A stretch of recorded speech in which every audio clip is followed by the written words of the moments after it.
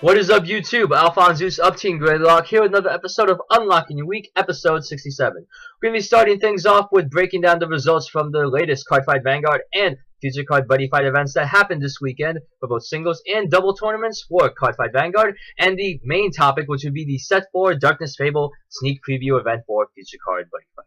And then after that, we'll be going over a little bit of a video agenda for this week from myself. And then after that, we will conclude this episode with the episode breakdown of Cardfight Vanguard Ride 194. Now, before we dive into all of that, I just want to give a particular shout out to Precise at Stand Up Cardfight Vanguard. I'll put a link to their channel down below so you can check them out. They have some pretty interesting deck profiles for both Cardfight Vanguard and Future Card Buddyfight. So this has been a very huge weekend for both Cardfight Vanguard and Future Card Buddyfight for Team Gradelock. And we'll start things off with the tag team tournament event. Pretty much from what the team members have told me so far, we had 10 teams enter. That's 20 people total that entered this tag team tournament for Cardfight Vanguard.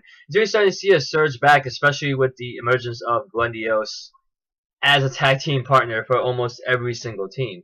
And now let's get into the top 4 teams that we have so far. To round up 3rd and 4th place, we have Anthony and Michael running Duos and Chaos Breaker Dragon respectively, so Bermuda Triangle and Link Joker. And then we had John and Sam running Gradelock of Link Joker and Monarch the Liberators of Gold Paladin. And then in the top 2, there was no 1st or 2nd place since the store had to close down. Well, at least close, the door because it was getting too late. We had Henry and Burns rocking the Silverthorn Pale Moon and Gradelock Link Joker tag team. And we had Carlos and Christian running the Rebirth, Dragonic Overlord, the Rebirth, Kagero, and Christian, Liberator Monarch, Alfred of Gold Paladins. So that's a pretty interesting top 4, seeing Link Joker actually take place in 3 of the top 4 teams. Shows just how much Omega Gradelock is really prevalent. Even though that Chaos Breaker Dragon manages to get into just at least 1 team so far. And then after this tag team event, there was a whole lot of hype going in for the Future Card Buddyfight sneak preview event. But before that, let's at least go over what happened at the singles tournament for Cardfight Vanguard that Saturday. We had about 11 people enter the tournament so far, so it was a pretty lackluster number. But don't worry, probably going to end up having another renaissance next week. And out of the 11 people that we saw, there was 4 rounds of Swiss top 4. So round 1, I faced against Johan. He was playing Sanctuary of Light of Royal Paladins. This was the first time I actually played it. I think he ran just a standard build with triggers in concern to that. 8 crit, 4 draw, 4 heal, and it went like this. Game 1, he managed to crit me on both the grade 1 and the grade 2 ride. I couldn't do much about that, and he managed to really hit those magic numbers with Sanctuary of Light. But the thing is, despite that, I've actually managed to hit a heal trigger on very key steps in order to save myself from being just beaten to death. And luckily, I managed to at least keep him at 3 damage, so I wouldn't get that Sanctuary of Light limit break. But unfortunately, I didn't. When I tried to go into Break Ride for Die Kaiser, I managed to get him to 5 damage, and he just overwhelmed me with the limit break skill of this Sanctuary Guard Dragon. Very insane. And then games 2 and 3, I wasn't able to utilize Die Kaiser as much. I had to ride into Reverse Dayusha. But thankfully, I managed to use Gokan to get the regular Dayusha Soul Charges to give me a crit. And then, most of all, I managed to control his hand size by minusing his Vanguard. So either he had to take a hit and hope for a trigger so that he can probably go up to 6k, or in the end just hope to God that he would have enough guard power to guard a 10, 11, 13k Vanguard swinging at his 1k Vanguard. And the thing is, though, if he wasn't in the ride chain, it would have went down to 0, making him even tougher that he had to drop 15k shield for all 3 attacks that were going in. So Reverse Dayusha really saved me at the end there. I was really happy that I managed to just keep the reverse and just ride, limit break, control his hand, and then boom, I can probably get it. And then round 2, I went up against Burns. And Burns was playing Omega Gradelock. This is my first time actually going up against a Gradelock player in this format. And I got to say, it's consistent and it's crazy. Because the thing is, he's not actually going for World's End. He's actually aiming for a more beat-down version of Gradelock, because with the reverse units, of course, they become Link Joker, but not only that, they also get their power increased to 15,000 by itself. because of Grandiosa's skill, and that's not even a limit break. So it's able to control my field in terms of just blocking either one of my front rows, so to limit my attacks, and I try to do what I can. But the thing is, I managed to at least try and get the break rise or time it well, because I knew he had that grade 1 in hand that would redirect the attack to a rear guard. And unfortunately for me, I really had no out for that, especially if I break ride, because he did use that once, and I wasn't able to recover that much. But in game 1, I had to rely on a 6 damage heal trigger in order to pull out the win, because he pretty much, I had to do a 1 to pass, and he had a draw trigger. But thankfully, I just said, I need to go rescue, and I got it. I got, okay, go rescue, heal trigger, power the Vanguard, heal 1. And then I managed to get the win after that, because I was very surprised that I actually won that match. And in game 2, I managed to utilize Daikaiser, because he wasn't able to get the grade 1 units to reverse the attack, if I may say, to one of the reverse units.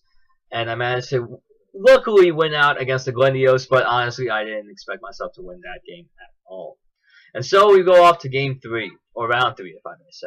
I went up against Rob M of Team Dark Matter, and he was running the Duos of Bermuda Triangle, a very field deck that have already won 2 regionals in Albany and Chicago, respectively. And I gotta say, I think I really regretted the fact that in game 1 I gave him limit break when he was at Mir, and he broke road into, Rate. Unfortunately, I had enough to guard with, but I didn't really have much to attack with afterwards, because I had to intercept with both my rear guards and try and at least mount some sort of offense. And unfortunately, he managed to really get my damage up very high early on. I wasn't able to utilize much. Even when I tried to utilize a Daikaiser break ride into reverse, and Rob ended up double perfect guarding it, because I already went through a good sizable of my grade 3s, at least half, which was 5.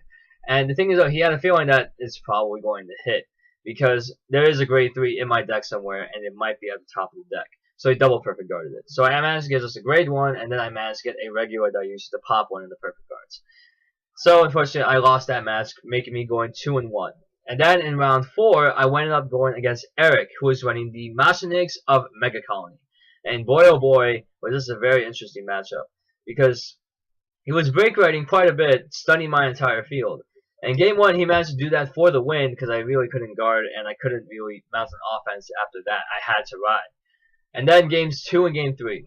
Game 2, I ended up being Gradelock and won for 2 turns. But then once I managed to get to grade 2, I managed to superior ride into Daikaiser, and then all of a sudden I managed to at least, get some attacks in. And even though he broke out the stun, fortunately for me, I managed to soul charge those that were being stunned with Goyusha, and then superior ride into Daikaiser. So thankfully, I wasn't doing that bad. And I actually managed to get the win because I kept break riding Daikaiser over Daikaiser. And for the 2 turns after I superior rode into Daikaiser, I had to rely on heal triggers that went off both turns, putting me back at 4 damage, or even 3 damage in that case, for me to at least recover my hand back so I can keep outlasting. And he was using his quintet walls quite a bit. I thought he would have a perfect guard or something, but those quintet walls, they really helped. Unfortunately, though, in this particular match, he was getting like 1 or 2 grade 3s or 1 or 2 quintet walls, and those were 0s, and then the rest were 5Ks. So, it was tough to see, wow, okay, quintet walls are a big risk because those triggers may have gone to the damage zone, but of course, you're trying to protect this hit against Daikaiser, which can pop a Guardian unit on the circle. And then game 3, I managed to at least bide my time and make sure that, okay, you're going to break ride over break ride? Alright, cool. I don't have to worry about that. I'll break ride into Daikaiser, get a 21k with a hit, with a crit, actually, and then hopefully drop check, grade 3 or whatever, and then break ride again, and try and at least make sure, okay, if I can put in more damage with the Vanguard, that'll be awesome. And I managed to utilize reverse Daiusha into the last break ride, where I managed to just lock the 2 units that were arrested, and okay, I can just, swing in. And thankfully, that's what won me the game. So I ended up going 3-1, and the 4 people that topped were John, who was running Omega, Grandios of Link Joker, myself running the D-Robos of Dimension Police, and we had Shane running, I think it was Nova Grapplers? I'm sorry if I get that wrong. If not, oh no, Shane was running Novell, and Rob M was running Duos. So we were all 3-1. We ended up, okay, top 4, we split. We got 4 packs each, in the 4 packs I got in my prize pool, I managed to get the set 4 sneak peek, and I managed to pull a Slilf and I think a double rare on top of that. So I was very happy about that. And it's good to see at least, okay, half team Gradelock, half team Dark Matter. Pretty good tournament overall, even though that there were at least 2-3 games that I should not have won. I just really lucked out and managed to just play around the fact that either I was Gradelocked or I was stunned or I was dealing with locked units. It was just crazy. But that was probably one of the most impressive and luckiest tourney runs that I've ever had in my whole competing that game on in terms of Cardfight Vanguard. And wow, that's, you know, pretty cool. I topped with D-Robos. I managed to overcome 2 very set 15 influenced decks, and just I lost against, you know, a deck build that won 2 regionals already, and as well as seeing Omega Glendios and Novell. Oh boy, that seems like a very deadly, a very deadly top 4 if we did go into playing 4 more packs. Now, in terms of the set 4 Darkness Fable Buddyfight Sneak Peek, I ended up getting 5 and then 4 packs from the prize pool. 5 bricks, which is, you know, 6 boosters of Buddyfight Darkness Fable, because I wanted to build Alfred, you know, King of Knights, Knights of the Round Table. I wanted to do it. And luckily, I managed to get some, you know, hollows for it. Unfortunately, I only got 2 hollows for it. And looking at what I had with me, it's not really working out. I didn't realize how much of a heavy build this is. Joe was building both Darkness Dragon World and Knights of the Round Table. And, you know, he had money. He got 2 pizza boxes worth of Darkness Fable stuff. And I only got 5 bricks, and with the 4 in the, you know, the 4 booster packs that I won in my prize pool. And so I was looking over my deck, as it's seen, with the Knights of the Round Table, and I had to realize that I don't have the money for this at all. I literally I can't spend that much money. So I ended up thinking, alright, then what else can I build? Well, in the Buddyfight episode, I did like the Gorgons. You know, I always like to gravitate towards the hot female units in some sense. Anyways, I managed to go into with the Widest Walker. I hope I'm pronouncing that right. The Widest Walker Gorgons. And I wanted to utilize Fenrir on that as well. Because luckily when I went there on Saturday, I saw that a Fenrir was actually pulled and it was in the store. So okay, I had 40 bucks on me, and then I bought a brick. And then I pull out, and it's like, I got a second Fenrir. So I'm like, alright, I just need 1 more Fenrir, and because everybody bought out the packs. It was that sad. And we ended up selling out of all of them by the end of Saturday. Unfortunately, we didn't see a Buddy Rare. I think we only saw 1 or 2 SPs, and that was pretty much it. I think only 4 a playset of Fenrirs, maybe 5 Fenrirs, are actually pulled that entire sneak peek, I guess, case, if you want to call it, that Game On purchased. And it was pretty crazy. Really, I was very surprised. I was, you know, happy in the most, because this Buddyfight is emerging as this very popular trading card game that at first I honestly didn't believe, because I can show you. Just hold on a second, because back in the 2013 regional, when I managed to, you know, I was playing Tsukiyomi, and then they made an announcement between one of the rounds, and they ended up handing out everybody this card. And this card, if you don't know what this is actually a business card to promote this trading card game, Future Card Buddyfight. And when looking at it at first, it looks cartoony. I'm not sure how this looks. I don't know, it seems a bit blah. But lo and behold, a year later or so, it really took over our locals. It started becoming one of the most consistent and awesome card games to actually play, not only for fun, but also competitively as well. And fortunately for, you know, the team, we actually have a person that has competed on the regional and national stage and won in the name of, you know, Archero. We actually had the deck profile too, and wow, having a national champion on our team, and, you know, kind of like going through the ropes and really rallying. I'm like, yeah, Buddyfight. And I gotta say, especially now that Henry put up his binder as officially vending for Future Card Buddyfight, I gotta say, the team is really moving, or a little bit migrating towards Future Card Buddyfight, because I guess it's less sacky, it's less, it's a lot more mind games than wondering, okay, what can I gauge, what can I draw, what is worth it with how many cards in hand. Outside of the usual like top decks into craziness, you literally have to rely on your deck comp and how you plan to win the game. And it's amazing, from the one card boss monsters in the form of Seeker of Ancient World to the multiple link attacks that you get from Dungeon World and Legend World as well, to even the crazy weapons that you can get from Danger World and of course Gargantuan Punisher. And I gotta say, Team Gradelock, we really do love Buddy Fight, and we do want to provide more Buddy Fight content. I know that we haven't been able to record a Buddy Fight match in recently, but hopefully when I stop by Game On Wednesday, if I do, we'll be able to at least record a match or even a deck profile for that case. And speaking of deck profiles, I wasn't able to pick up the video footage from Joe because he unfortunately was only there for Saturday for a little while, and I didn't bring my laptop on Friday, so I kind of messed up there. But I'll keep you guys updated in terms of when we can put up that top 8 deck profile of Joe's deck, and then we'll take it from there. Now, outside of that, I want to bring up the interesting piece of news that we have at Team Gradelock. Just today, as I was, heading home from, family day, and I seen an announcement that was posted in the Future Card Buddyfight that there was a stream actually posted online on Twitch, and apparently this let me just look up the title of this thing. It was like, Psycho something Productions.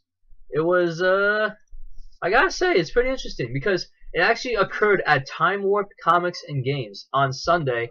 They actually, I guess, premiered that Buddy Fight stream in terms of just, hey, we're gonna stream an entire event for the sneak peek. And I saw Joe there, I saw Arturo there, I saw Justin there, I saw a lot of other people that were just, wow, that's pretty cool. I do like how now Buddy Fight, we're trying to get that onto Twitch, and I think that's a great start because you see some Yu-Gi-Oh games on Twitch, you see some Magic games on Twitch, and I feel like Future Card Buddy Fight, they can really shine on the online stage, especially when you have such one of the good locals in New Jersey to actually host something like that.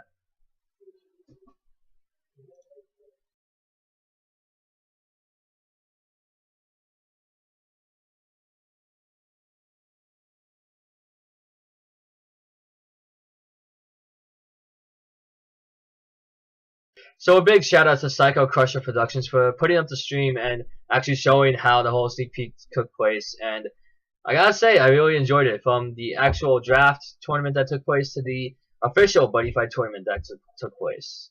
Very happy to see that. We're all getting into it. Darkness Dragon World hype, Legend World hype, Jackknife hype, and all of that good stuff. So that's pretty awesome. I like where Buddy Fight's really taking places, and how we have one of the people that's recognized nationally to actually help lead the movement in. And I gotta say, I'm ready to go all in on Buddy Fight right now. So before we get into the episode breakdown, just want to give a little overview of what's going to be happening this week. We'll be putting up a little bit of an Iron Man challenge match between John and Ian. To give a basic overview of what it is, it's usually first to 3, best of 3 matches wins. So pretty much they have 3 different decks. They're going to play 1 deck each, and then after they lose their deck, they can't use that anymore, and then we'll take it from there.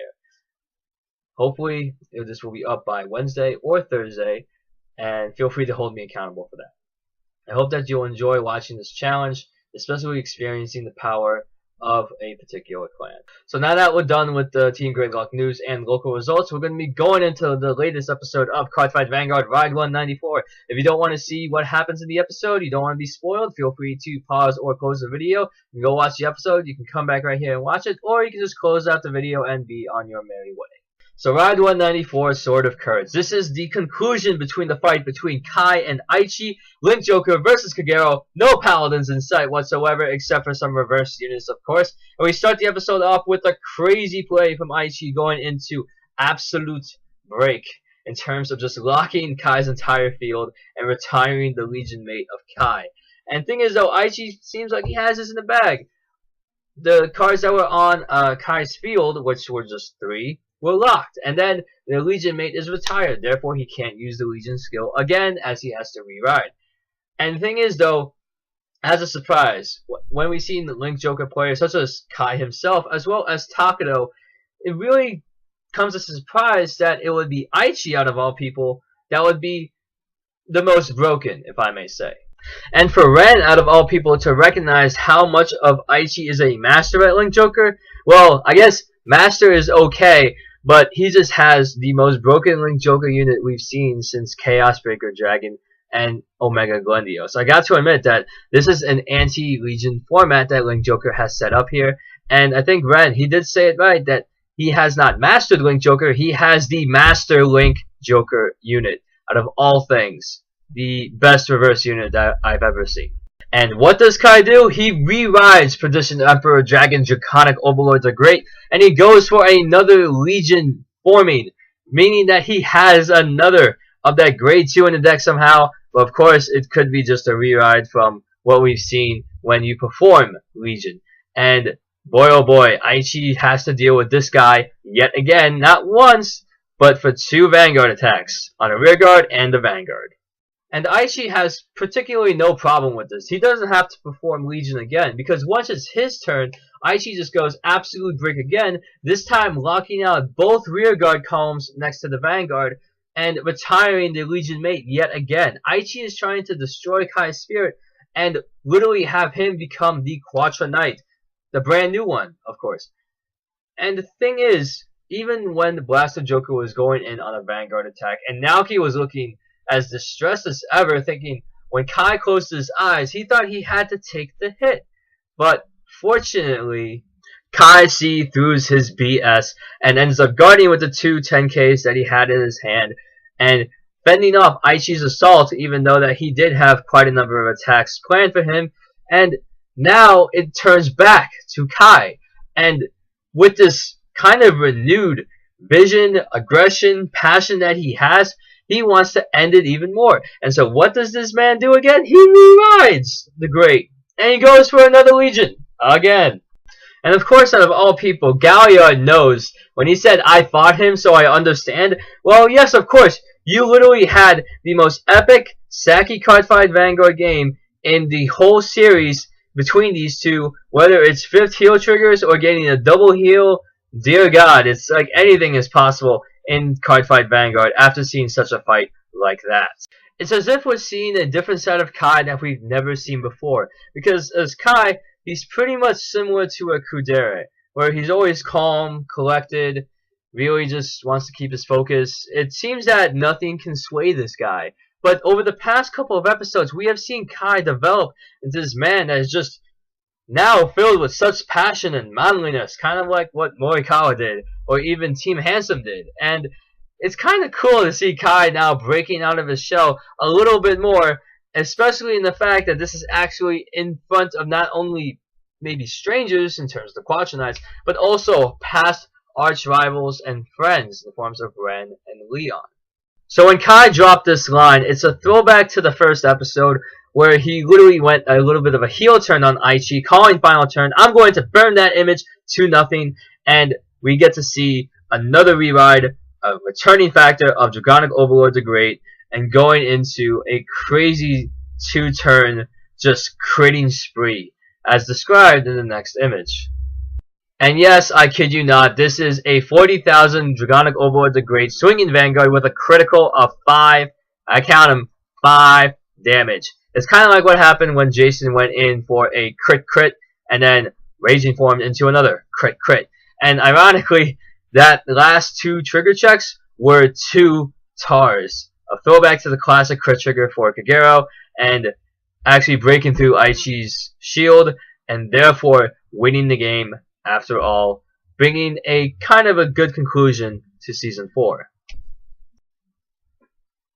And after all said and done, we get to see Aichi lose, but there's something different that happens. We end up seeing the shard of Link Joker, which would probably signal, a second invasion or something.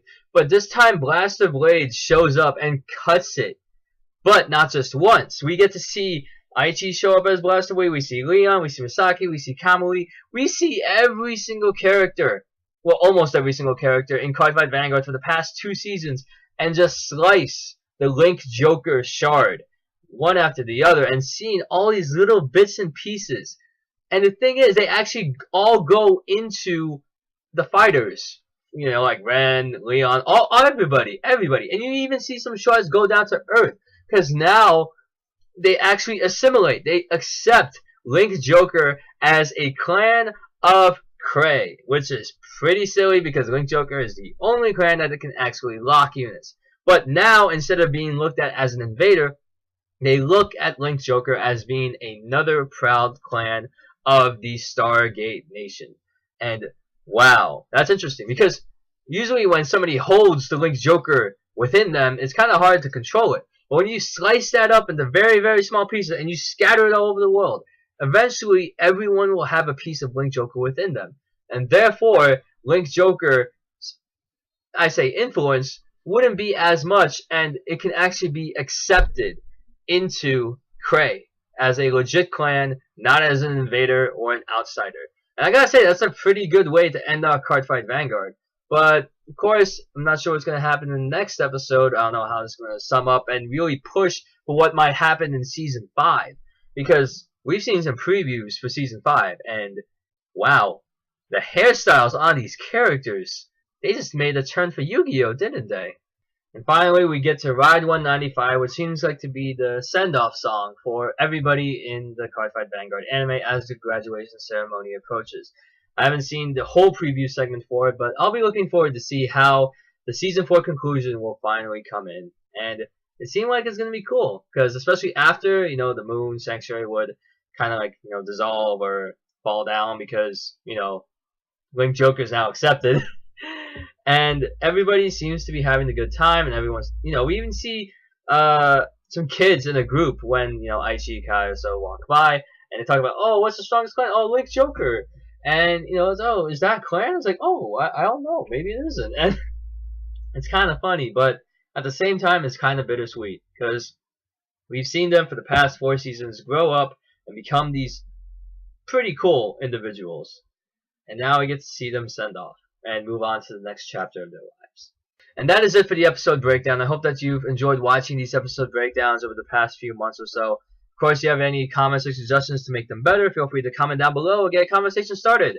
But outside of that, thank you for watching this episode of AlphonZeus Unlocks the Week. I hope that you've enjoyed this week that I've unlocked for you. And we'll see you all in the next video. From Team Gradelock to you. Take care, guys. See you later.